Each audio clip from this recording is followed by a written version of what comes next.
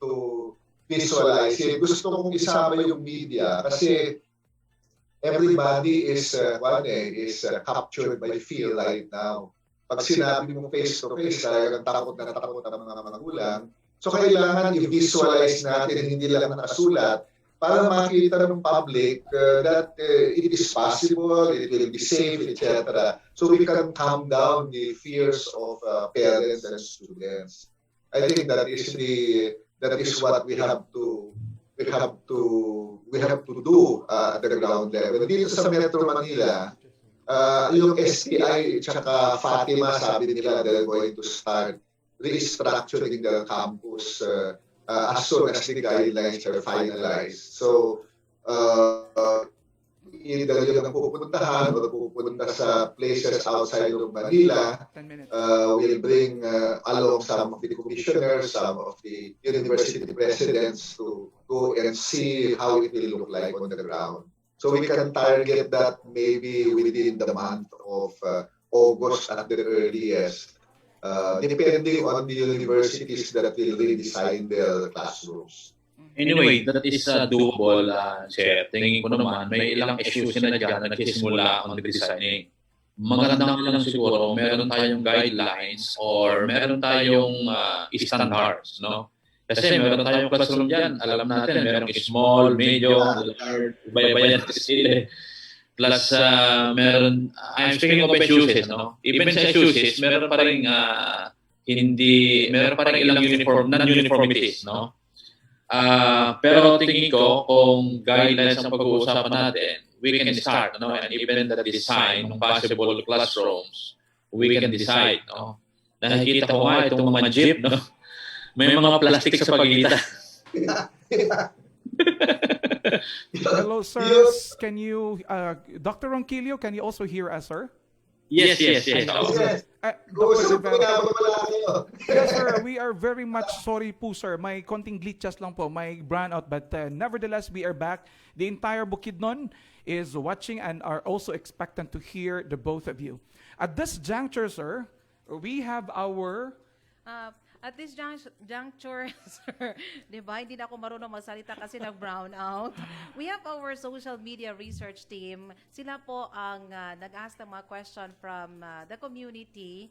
And I have here with me Chasur Leavan Untolan from the Language and Letters Department of Bukidnon State University to ask the question to Professor Popoy.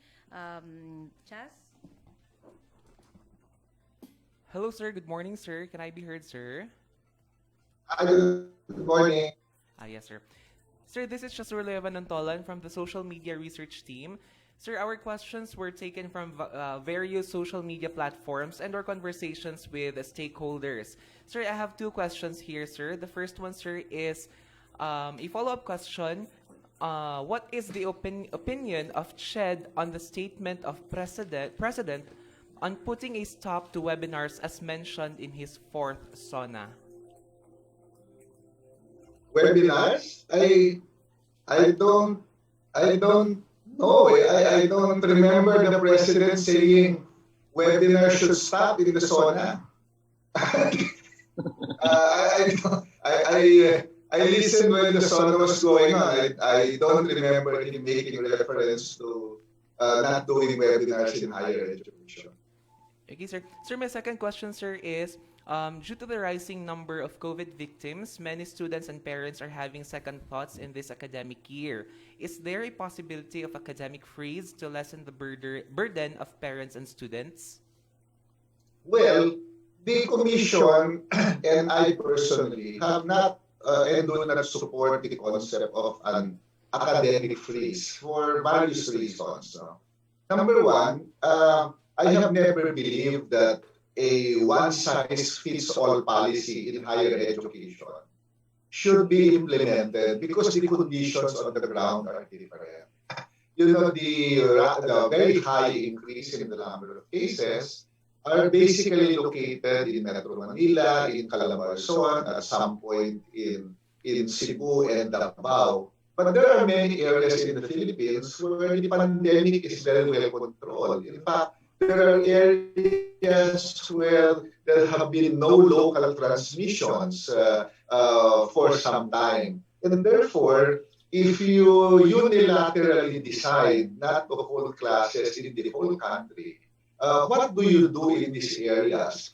How do you explain to the students, the local governments, their parents, and if the students want to go to school, that they cannot go to school, even if the conditions in their localities are safer and more easier to manage health-wise, no? Remember, it is the responsibility of government to address and to help all citizens, not just citizens in Metro Manila, but citizens in the whole country. So learning can continue, learning must continue in the country, and using a flexible mode. Now, the second reason is an academic freeze is not logical because there are delivery systems that can be used to continue learning.